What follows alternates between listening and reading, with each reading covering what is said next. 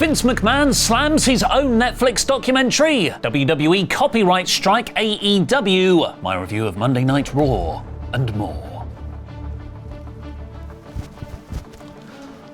I'm Ollie Davis, and this is the WrestleTalk News. Support WrestleTalk! Get exclusive videos over on our Patreon. In 2020, Netflix and WWE announced they'd be making a prestige docuseries, the most expensive ever commissioned by the platform, of Vince McMahon. Vince reportedly told the producers at the time he wanted it to be a warts and all portrayal of him. But now, 4 years, a retirement, a return, a federal investigation, a lawsuit, and a resignation later, with the docuseries set to premiere tomorrow, he's decided, actually maybe not so many warts, issuing this statement on X. I don't regret participating in this Netflix documentary. The producers had the opportunity to tell an objective story about my life and the incredible business I built, which were equally filled with excitement, drama, fun, and a fair amount of controversy and life lessons. Unfortunately, based on an early partial cut I've seen, this doc falls short and takes the predictable path of conflating the Mr McMahon character with my true self, Vince. The title and promos alone make that evident. A lot has been misrepresented or left out entirely in an effort to leave viewers intentionally confused. The producers use typical editing tricks with out-of-context footage and dated sound bites, etc., to distort the viewer's perception and support a deceptive narrative. Yes,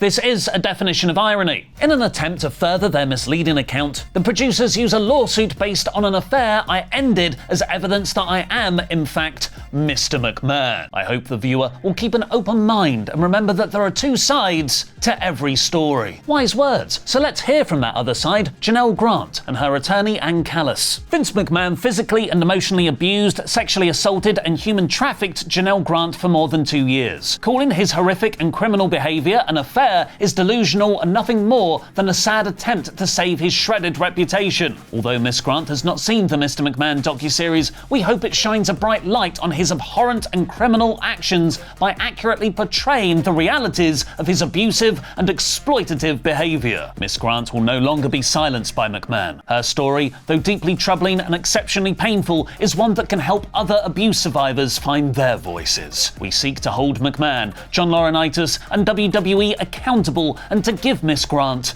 her day in court. On the opposite end of the legal spectrum, WWE have hit AEW with a copyright strike on YouTube. Yes, this is also a definition of irony. On AEW's 11-hour Best of Nigel McGuinness from Ring of Honor video, ahead of Nigel's singles return against that coward Bryan Danielson on Grand Slam tomorrow, WWE flagged the video for copyright infringement, potentially for using some footage from McGuinness's WWE-produced 2019 documentary. The video has since been re-uploaded and remains live, so either the issue was resolved behind the scenes or this was an automatic incorrect claim from WWE that they ended up pulling. Ric Flair has announced on Instagram he is getting divorced from his wife Wendy Barlow after 8 years of marriage and 13 as a couple. He explained the split is mutual and respectful and happened because of differences in their respective schedules and commitments. Before I get into my Raw review, the brand new episode of Monday Night War is up exclusively on our Patreon right now. Please go to patreon.com/WrestleTalk to support us making all of our content and to watch the whole series.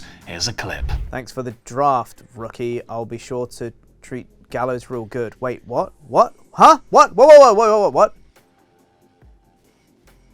What are you talking about?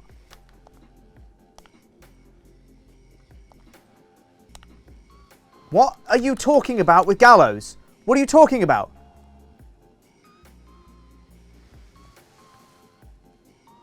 He's just gone.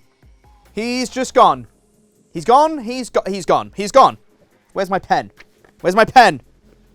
Let's cross off that Ms. Gallows feud, I guess. The f***? That was a level 4. What the f***? Shit. Balls and ass.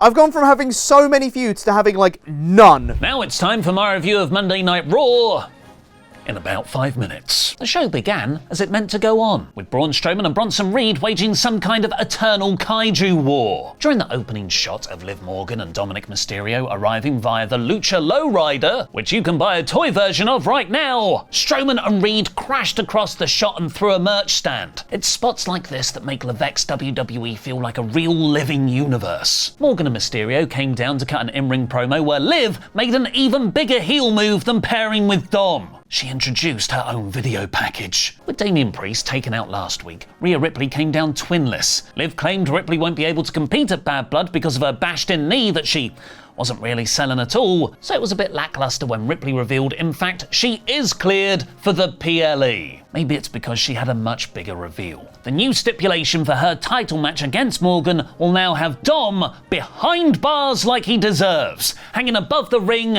in a shark cage. I approve of this stipulation, and the predictable Dom accidentally dropping a weapon to the wrong person's spot. Canadians love other people from Canada. California. So Sami Zayn was super over against Ludwig Kaiser next. They wrestled a really decent back and forth match that both elevated Kaiser, with his cheating costing him rather than his ability, and built Sami for his world title match against Gunther. That Gunther is actually, he's dressed for right now, to give these people in Ontario, Canada, California.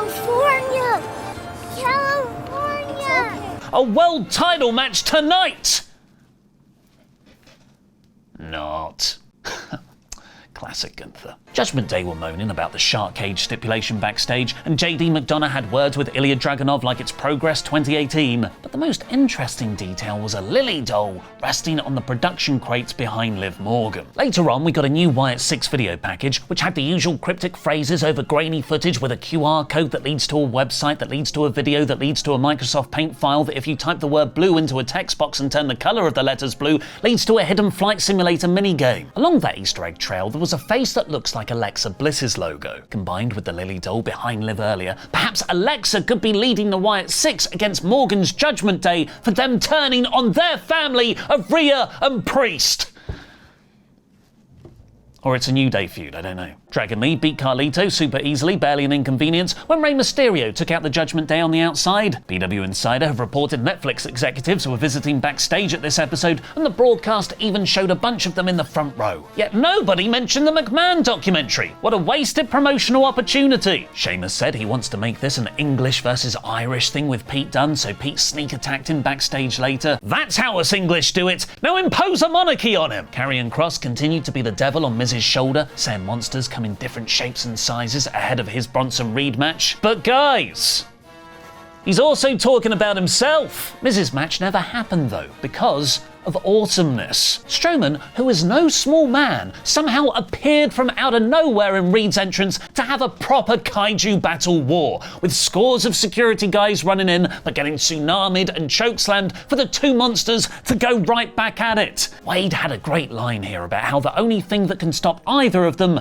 is each other. Reed backed off when Strowman teased going for a top rope crossbody outside, and Braun brilliantly thumped his chest like King Kong. WWE lent into that imagery further later on when they ran a Godzilla-style promo video for Braun vs. Braun next week, with Reed wading through the sea and Strowman pushing over city blocks. This is perfection. Drew McIntyre kept his CM Punk feud bubbling with a short in-ring promo, saying how their families don't want them to have a Hell in a Cell match, but it's going to happen, and he's going to break him. There was a graphic with the Viking Raiders' voices over the top, teasing their return, and hopefully them going back to their War Raiders name. Damage Control beat Unholy Union super easily, barely an inconvenience, with a great Io Sky hot tag, building them up for the women's tag title shots, but not an actual story. But the end of New Day's storyline smartly continued, with Kofi Kingston planning their 10-year anniversary celebrations, bringing in a box of Bootios and a new Francesca trombone. But while Kofi is happy being nostalgic, Woods is restless and wants more.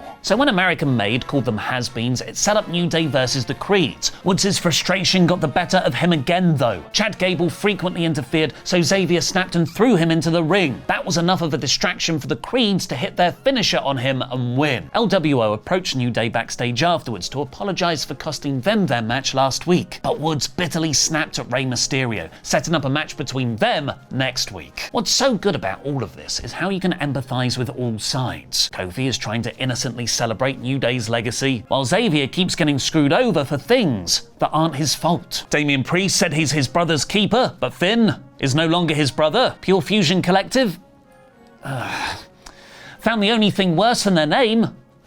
This graphic at the end of their video promo. I can cut out images on Photoshop better than that. And then it was time for our main event, where Jey Uso, after over a year of being called it, finally fulfilled his main event name. The show did an excellent job hyping Braun versus Jey for the Intercontinental Championship, not just throughout this episode, but over the last month period. This, and Reed versus Strowman next week, are giving each show its own steadily built, unmissable main event, rather than just a tag match being made in the opening segment. It's a really rewarding way to structure week-to-week television, making them feel like PLE matches. The story was youth versus experience. Braun lost his first IC title match to Sami Zayn because of arrogance. Then he won it and successfully defended. It's like he has to face someone first to learn how to not get too cocky, a mark of inexperience. This was Braun's second ever title defense, way too soon to take the belt off him. But he was going up against Jey Uso, a man who hadn't won a singles championship in his entire 14 years in WWE. And over a year after his SummerSlam match against Roman Reigns, he needed an actual credible victory.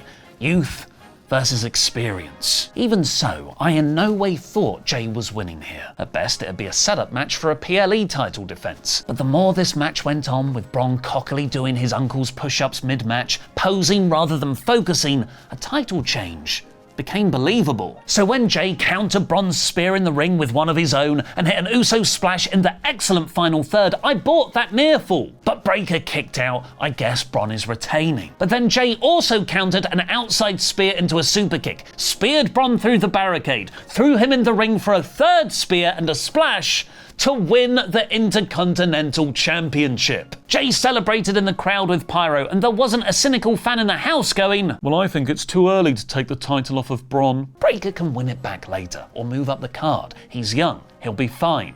Jey needed this win far more, and it gives WWE a much-needed sense of unpredictability, with most title changes being saved for Mania or SummerSlam these days. This week's Raw is 88%. Go over to patreon.com/WrestleTalk to support us and watch the exclusive Monday Night War series over there. And a longtime wrestler is reportedly done with WWE. Find out who by clicking the video on the left.